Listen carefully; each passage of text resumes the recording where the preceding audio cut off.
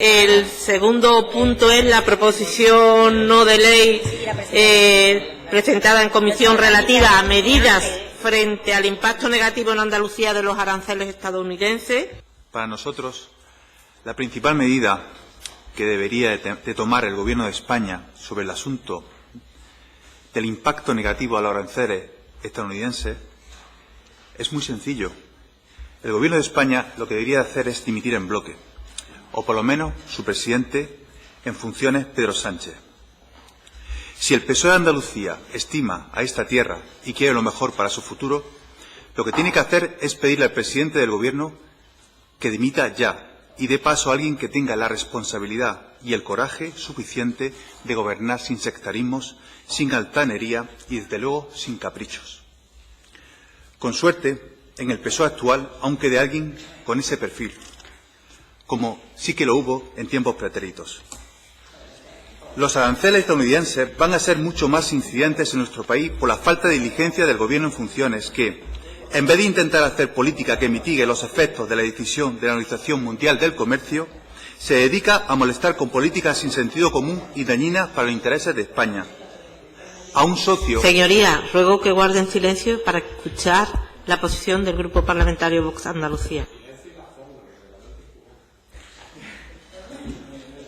Gracias, señora Presidente. Se dedica a molestar a un socio importantísimo simplemente por el mero hecho de llamarse Donald Trump en vez de Obama. Estamos ante un presidente del Gobierno en funciones irresponsable y caprichoso, y desde luego, si el PSOE de Andalucía no toma medidas al respecto y se alinea con los intereses de los andaluces, estará siendo cómplice del daño que esta situación les va a hacer al mundo rural en particular y a los intereses de Andalucía en general.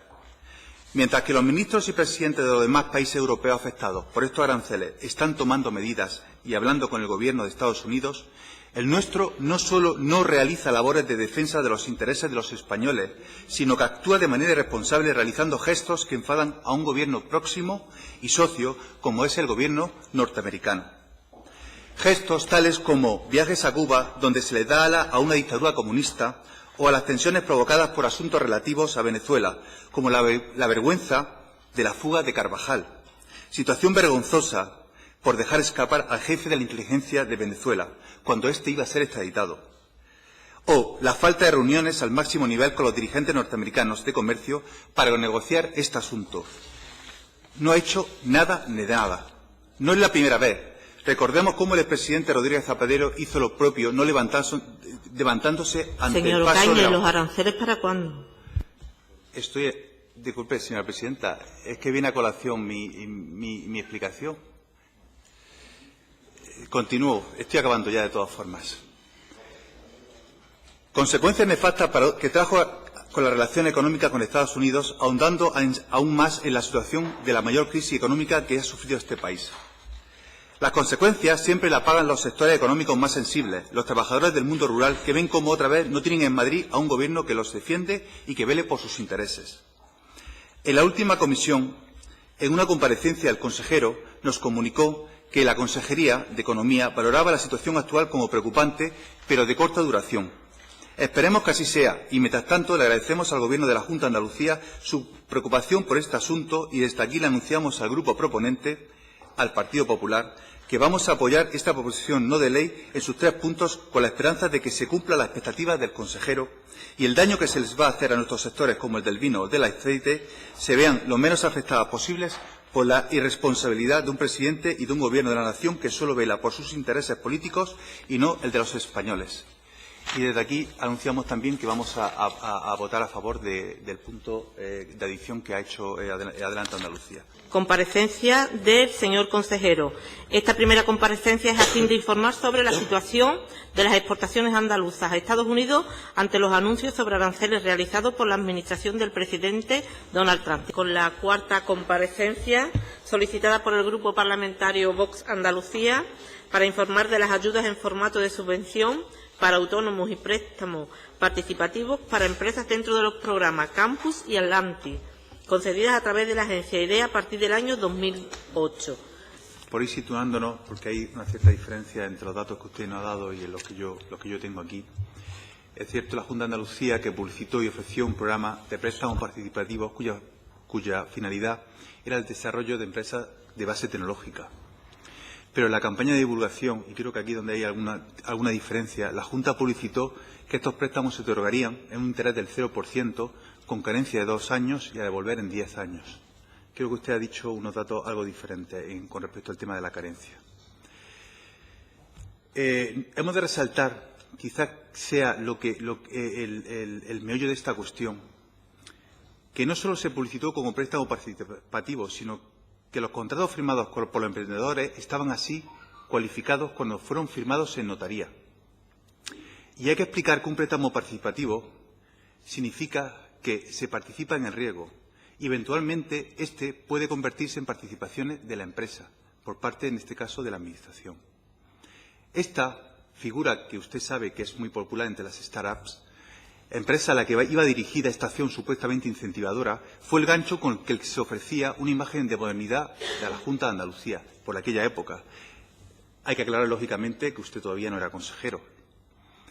Cuando al transcurrir de los años la Junta se vio presionada por la intervención por la Cámara de Cuentas, a raíz de esos informes demoledores que realizó la Cámara de Cuentas al respecto, a los dirigentes de entonces del Partido Socialista y también por parte de la Unión Europea, sus directivos, que habían creado todo ese entramado de estructuras y sociedades públicas para la concesión de estos préstamos, Ibercaria, por ejemplo, se dieron cuenta de que la Junta tenía que justificar el dinero entregado y reintegrarlo a Europa, si no se justificaba. Dada la forma en que se habían entregado millones de euros sin control alguno, la única forma de recuperar ese dinero era recurrir a una argucia legal en perjuicio de los administrados, analizar la justificación de los proyectos y aplicar una ley, en este caso la ley de subvenciones que usted acaba de decir. Pero que en ningún caso esa ley de subvenciones estuvo encima de la mesa en las negociaciones previas de los emprendedores.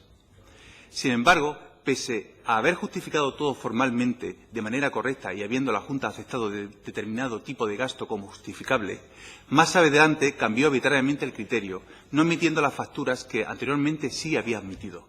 La consecuencia fue no dar por buena la justificación y tener la excusa perfecta para solicitar el reintegro de ese dinero.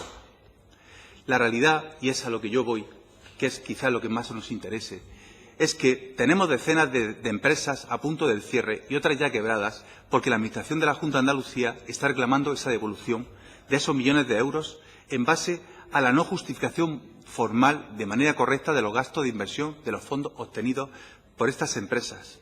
Pero esto no es más que una excusa para intentar solucionar el descontrol y el caos que por aquella época había en la Administración andaluza sobre los fondos públicos y que trajo como consecuencia grandes casos de corrupción como el de Ibercaria y otros muchos que aún hoy tienen abierto proceso judicial. Acabamos de conocer una sentencia hace un par de días.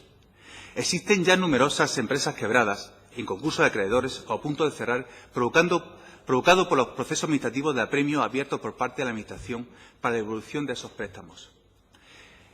Y aquí es donde yo me gustaría incidirle que creemos que no tiene sentido el esfuerzo económico que por parte de la actual Consejería se está haciendo para la incubación y creación de nuevas empresas tecnológicas y permanezca impasible ante la desaparición de numerosas ya creadas por una situación que no está del todo clara y que en un futuro destruirá puestos de trabajo y la desaparición de dichas empresas.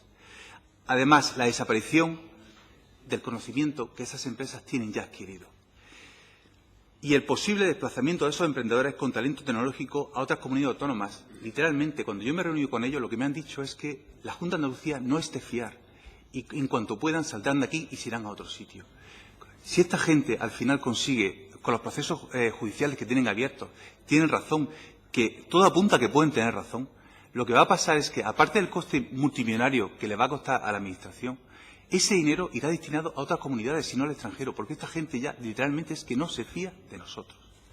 Y por eso yo traigo aquí esta comparecencia, para hacerle ver a usted esta situación y de alguna manera que ayude o que abra un proceso de diálogo con las asociaciones o plataformas que llevan este asunto, para que de alguna manera, de manera extrajudicial, puedan llegar a un acuerdo y no acabemos en empresas cerradas o simplemente